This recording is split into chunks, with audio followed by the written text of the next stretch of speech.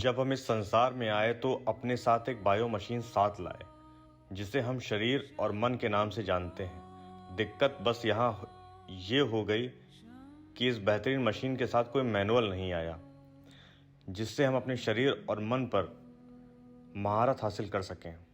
नमस्कार, मेरा नाम है प्रभात और मैं आप सबके साथ साझा करना चाहता हूँ अपनी की गई कई सालों की पंच तत्वों की गई खोज, जिसमें मैं आपको एक एक करके बताऊंगा कि शरीर में जल, मिट्टी, वायु, अग्नि और आकाश तत्व को बैलेंस करके जीवन में खुशहाली और शांति कैसे लाएं, जीवन को कैसे साकार बनाएं। प्रस्तुत है पहला अंश, जिसमें हम बात करेंगे जल की वास्तविकता और उसकी परम प्रकृति पर, साथ ही उसकी शुद्धिकरण पर भी। जल, शरीर में 72% जल है। अगर वो 72% अशुद्ध जल शरीर में गया तो मानसिक और शारीरिक स्थिति को बर्बाद कर देगा। पर यह घटना इतनी सूक्ष्म होती है कि इस बर्बादी का अनुभव हो पाना आसान नहीं है। आज हम देखते हैं कि लगभग हर घर में कोई ना कोई किसी न किसी रूप में बीमार है। कोई बीमारी ना भी हुई तो छोटे छोटे बच्चे डिप्रेशन के शिकार में हैं।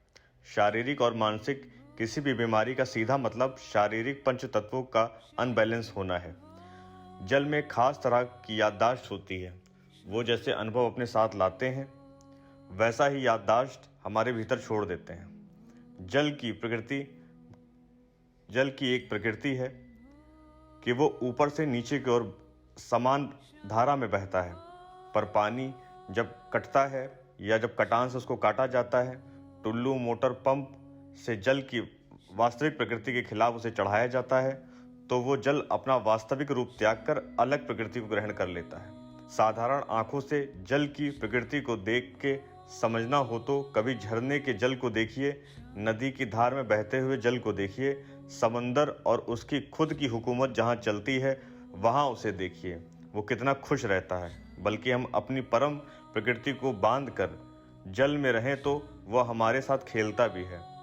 दूसरा, कभी ट्यूबवेल, टुल्लू इन सब के द्वारा निकलते हुए जल को गौर से देखेंगे कि ये दुखी हैं, खुश नहीं हैं, क्योंकि इनकी यात्रा आप तक पहुंचने की अच्छी नहीं रही है। एसी में यात्रा करने वाले इंसान को अगर आप जनरल डब्बे में बैठा कर लाएंगे तो उसे अच्छा नहीं लगेगा।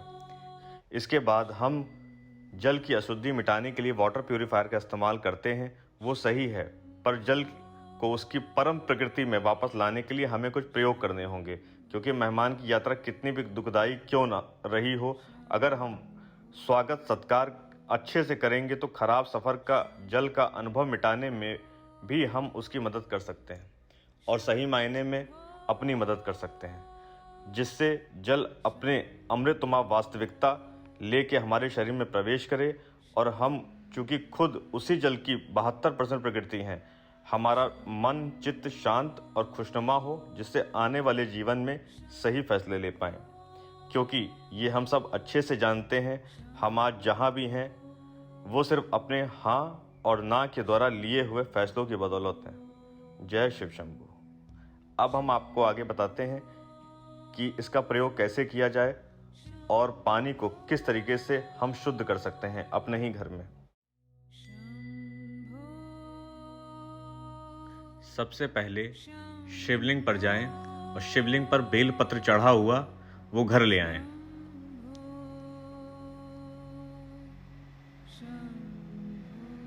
इसके बाद आपके पास जो भी पात्र हो, वो मिट्टी का पात्र हो, पीतल का पात्र हो, तांबे का पात्र हो, उसमें वो बेलपत्र डालें, कुछ पत्तियां नीम की डालें।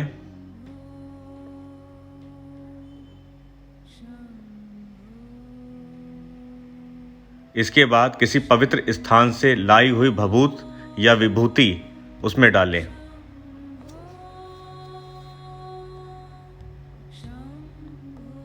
इसके बाद जल डालें पात्र में।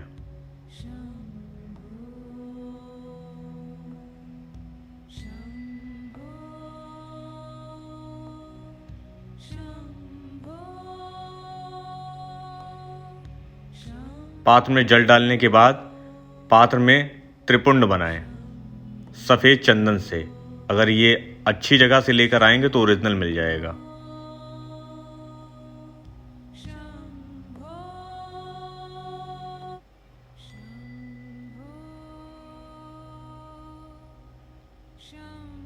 इसके बाद त्रिपुंड के बीच वाली लाइन में पीले या लाल रोली लगाएं, पीली हल्दी लगाएं या लाल रोली लगाएं।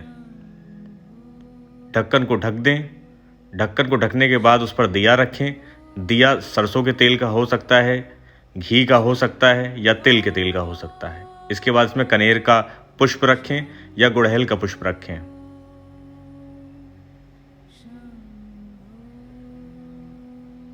दिए को उसके बाद प्रज्वलित कर दें।